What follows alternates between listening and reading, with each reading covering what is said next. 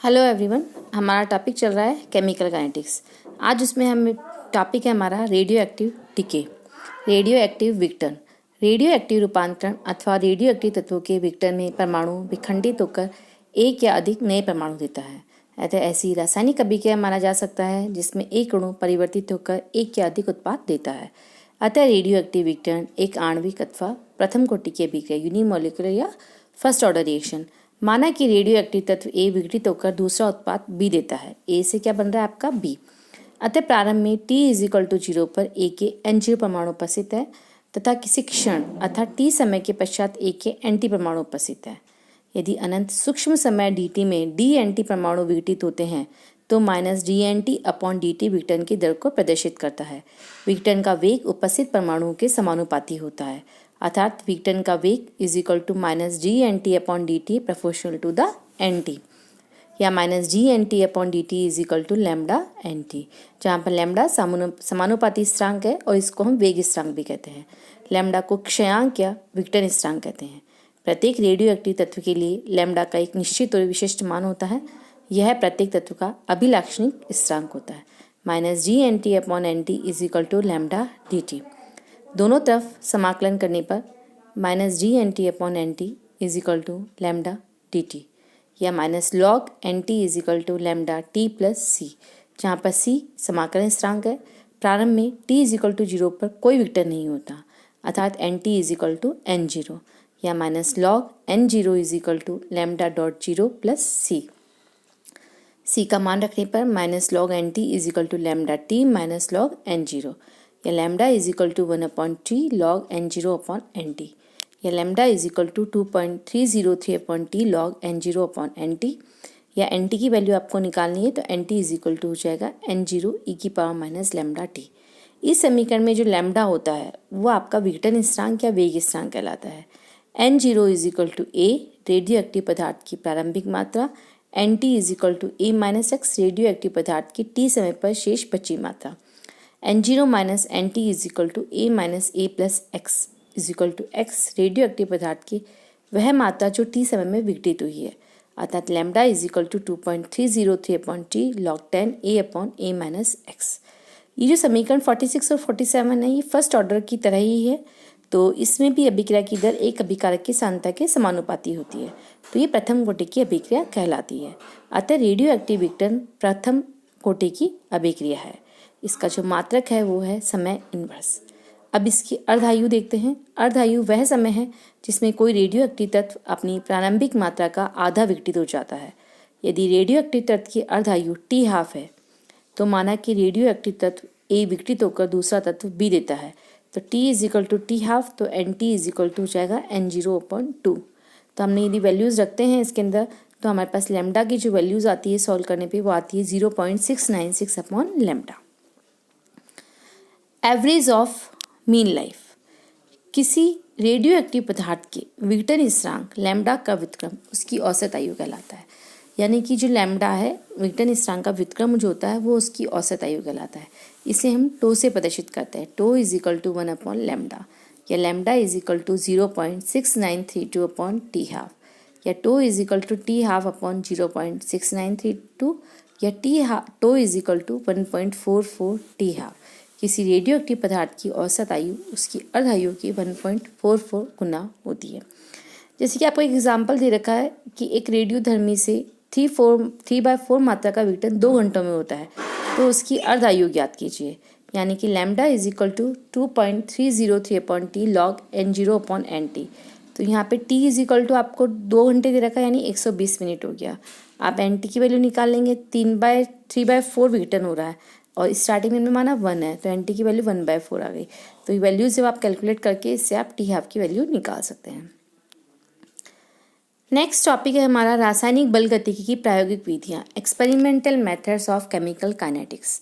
Experimental methods of chemical kinetics में आपके हैं 4 मेथड हैं। फर्स्ट कंडक्टोमीट्री चालकता मितीय विधि, सेकंड है पोटेंशियोमेट्रिक विभव मितीय विधि, थर्ड है पोलरीमीट्री विधि और फोर्थ है आपका स्पेक्ट्रोफोटोमीट्री विधि। सबसे पहले हम यहाँ पर डिटेल में पढ़ेंगे चालकता मितीय विधि। यह एक ऐसी विधि है जिसमें एक विलयन में दूसरा विलयन मिलाने पर उसकी चालकता में वृद्धि या कमी होती है। यह विलयन में उपस्थित पदार्थों की या अवयवों की प्रकृति पर निर्भर करती है। जैसे कि किसी क्षार द्वारा किसी एस्टर के जल अपघटन से, जैसे कि आपने कोई भी एस्टर लिया CH3COO2H5, उसका आप क्षार द्वारा जल अपघटन करा रहे हैं, NaOH से कराया तो sodium acetate plus ethyl alcohol बना। और इसी तरह इथाइल एसीटेट का हाइड्रोक्सिल आयन से कराएंगे तो आपका acetate ion plus ethyl alcohol बनेगा। इस अभिक्रिया में हाइड्रोक्सिल आयन द्वारा कम गतिशील एसीटेट आयनों का विस्थापन होता है, जिससे निकाय की चालकता घटती है। अभिक्रिया के प्रारंभ में दोनों अभिकारकों की सांद्रता लगभग समान होती है। जो अभिक्रिया आगे बढ़ती है, क्षार की मात्रा घटती जाती है, जिससे विलयन की चालकता भी घटती जाएगी, क्योंकि RCOO आयनों की चालकता OH- आयनों की चालकता से कम होती है, जो कि OH आयनों की चालकता का लगभग 5वां भाग है। अतः चालकता मिति द्वारा अभिक्रिया की प्रगति का अध्ययन किया जा सकता है। समय के अंतराल पर चालकता को माप लेते हैं। प्रारंभ में चालकता जिस सांद्रता का क्षार लिया है उसकी होगी और अंतिम में चालकता क्षार के बराबर सांद्रता के सोडियम एसीटेट की होगी।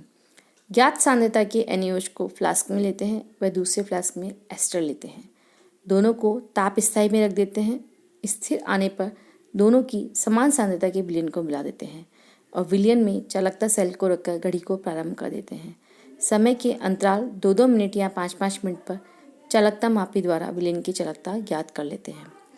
माना कि t=0 पर NaOH विलयन की चालकता C0 है और किसी समय t पर विलयन की चालकता Ct है, तो अभिक्रिया पूर्ण होने पर जो एस्टर का सोडियम लवण बनेगा उसकी चालकता होगी C∞, 0.01 N sodium acetate. C∞ का मान ज्ञात करने के लिए सांद्रता का NaOH फ्लास्क में लेकर उसमें फिनोल्फ्थालीन की 1-2 बूंद डालेंगे और बूंद हिलाते हुए एसिटिक अम्ल मिलाते हैं जब तक कि इसका गुलाबी रंग गायब ना हो जाए या रंगीन न हो जाए, और फिर इसकी चालकता ज्ञात कर लेते हैं। यह सोडियम एसीटेट की चालकता होगी। एस्टर की सांद्रता A∝ X∝ C∞, A-X∝ द्वितीय कोटि की अभिक्रिया के व्यंजक में जिसमें दोनों अभिकारकों की सांद्रता समान है, उसे मान रखने पर K=1/80 X/A-X या 1/80 C0-CT/CT या CT=T/80 C0-CT/T + C∞। यह समीकरण y=mx+c की सरल रेखा समीकरण है। तो इसमें अभी C0-CT/T व CT या C0-CT/CT-C∞ और T के बीच में हम ग्राफ खींचते हैं तो सरल रेखा प्राप्त होती है, जो कि अभिक्रिया की द्वितीय कोटि की होने की पुष्टि करती है। नेक्स्ट हमारा आता है विभवमितीय विधि। इस विधि का प्रयोग तीव्र गति की अभिक्रियाओं की बल गतिकी के लिए किया जाता है। जो तीव्र गति से अभिक्रिया होती है उसके लिए किया जाता है। विभवमापी विधि में एक सूचक इलेक्ट्रोड होता है जिसका विभव आयनों की सांद्रता के साथ परिवर्तित होता रहता है। चूंकि आयनिक अभिक्रियाओं में आयन क्रियाकारी पदार्थ या उत्पाद के रूप में विलयन में उपस्थित रहते हैं, अतः अभिक्रिया की प्रगति के साथ इन आयनों की सांद्रता में परिवर्तन होता है।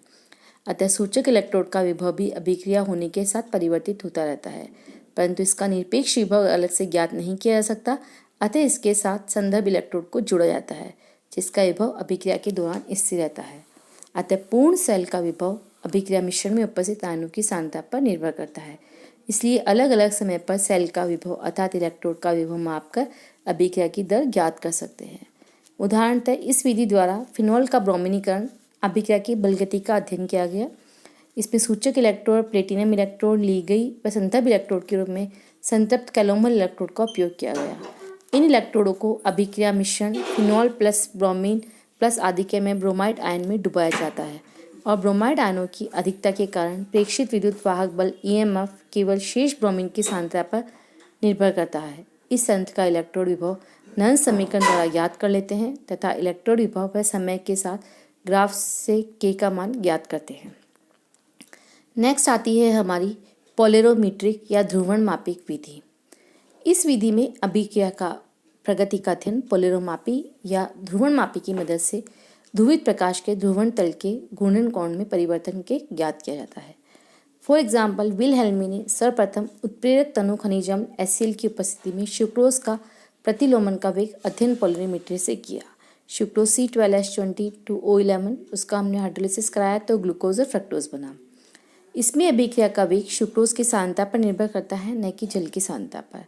अतः अभिक्रिया का वेग केवल सुक्रोज की सांद्रता के समानुपाती होगा, जिससे घूर्णन में होने वाला परिवर्तन अपघटित सुक्रोज की मात्रा के समानुपाती होता है। अतः स्पष्ट है कि सुक्रोज का प्रतिलोमन प्रथम कोटि की अभिक्रिया है तथा इसे आभासी एकाणुक अभिक्रिया भी कहते हैं, क्योंकि इसमें प्रयोग करने के लिए निश्चित मात्रा के शुद्ध सुक्रोज को जल में घोल लीजिए। विलयन के परीक्षण के लिए 1-2 बूंद थाइमोल डालिए, NaCl का विलयन बनाइए और थर्मोस्टेट में रख दीजिए। सुक्रोज विलयन को फ्लास्क में लेकर ताप स्थिति में रख देते हैं और जब दोनों विलयनों का ताप स्थिर हो जाए तो उनको मिला देते हैं और मिश्रण को ध्रुवणमापी या पोलरिमीटर में डाल देते हैं और नियमित समय अंतरालों पर घूर्णन कर लीजिए और अंतिम पाठ्यांक के बाद 24 घंटे बाद लीजिए। मान लीजिए ध्रुवणमापी का t=0 पर प्रारंभिक पाठ्यांक R0 है और किसी समय t पर RT है तथा अंतिम पाठ्यांक R इन्फाइनाइट है, तो सुक्रोज की प्रारंभिक सांद्रता A∝R0 R इन्फाइनाइटी तथा परिवर्तित सांद्रता A-x∝RT R इन्फाइनाइटी होगी। प्रथम कोटि की अभिक्रिया के वेग समीकरण में जो हम इसका मान रखते हैं तो kT=2.303/T log A/A-x या kT=2.303/T log R0 R infinite RT R infinite होता है, या T=2.303/K1 log R0 R infinite RT R infinite. log RT R infinite व T के बीच में ग्राफ खींचने पर एक सीधी रेखा प्राप्त होती है जो प्रथम कोटि की अभिक्रिया को प्रदर्शित करती है, जिसका ढाल -K1/2.303 है। इससे K1 का मान निकाला जा सकता है। लास्ट मेथड है आपका स्पेक्ट्रोफोटोमीट्री विधि। स्पेक्ट्रोफोटोमीट्री या स्पेक्ट्रमी द्वारा किसी भी अभिक्रिया की बलगति का अध्ययन किया जा सकता है, क्योंकि रासायनिक क्रिया के संपन्न होने में कुछ पुराने बंध टूटते हैं तो कुछ नए बंध बनते हैं और कुछ माध्यमिक उत्पाद भी बनते हैं। अर्थात अभिक्रिया में अभिकारक या उत्पाद के लिए पराबैंगनी स्पेक्ट्रम में उसके अवशोषण बैंडों के लैम्डा मैक्सिमम के मान भिन्न होते हैं। अभिकारक या उत्पाद में से किसी एक यौगिक के लिए लैम्डा मैक्सिमम के मान स्थिर रहते हैं, अतः उस लैम्डा मैक्सिमम के मान पर प्रकाशिक घनत्व या अवशोषणांक का मान अभिक्रिया के दौरान समय समय पर ज्ञात कर लेते हैं। अभिक्रिया की प्रगति के साथ साथ अभिक्रिया की सांद्रता कम होती जाएगी और उत्पाद की सांद्रता बढ़ती जाएगी, जिससे इसके प्रकाशिक घनत्व के मान में कमी या बढ़ोतरी होगी और इन मानों से गति स्थिरांकों के मान परिकलित किए जा सकते हैं। जब किसी रासायनिक अभिक्रिया में क्रियाकारी पदार्थ का प्रारंभिक अवशोषण या प्रकाशिक घनत्व G0 है, T समय पर dt है और अभिक्रिया पूर्ण होने पर D इन्फाइनाइट है, तो प्रथम कोटि की अभिक्रिया के लिए वेग स्थिरांक का मान जो होगा इस तरीके से होगा kT=2.303/T log D infinite -D0 D infinite -dt। इस विधि में प्रकाश एकवर्णी हो तथा बियर लैम्बर्ट नियम लागू होता हो। यह विधि विशेष रूप से तब उपयोगी होती है जब अभिक्रिया तीव्र और विलयन तनु हो। उदाहरणतः एसीटोन व आयोडीन की अभिक्रिया को आसानी से कैलोरीमीटर द्वारा अध्ययन कर सकते हैं। इसमें आयोडीन आयन एसीटोन के साथ लाल भूरा रंग देते हैं। लाल भूरा रंग धीरे धीरे फीका पड़ता है, अंत में गहरा पीला हो जाता है। अतः इसमें एक फ्लास्क में ज्ञात सांद्रता का एसीटोन व तनु H2SO4 मिलाकर ज्ञात सांद्रता की आयोडीन मिलाकर तुरंत घड़ी प्रारंभ कर देते हैं और समय के अंतराल पर फ्लास्क से विलयन निकालकर उसका प्रकाशिक घनत्व और अवशोषणांक ज्ञात कर लेते हैं। बाद में प्रकाशिक घनत्व व समय के मध्य ग्राफ खींचने पर एक सरल रेखा प्राप्त होती है जो ये बताता है कि ये शून्य कोटि की अभिक्रिया है। तो इस तरीके से ये मेथड्स हैं जिनसे आप किसी भी अभिक्रिया का वेग स्थिरांक ज्ञात कर सकते हैं। नेक्स्ट क्लास में नेक्स्ट टॉपिक कवर करेंगे।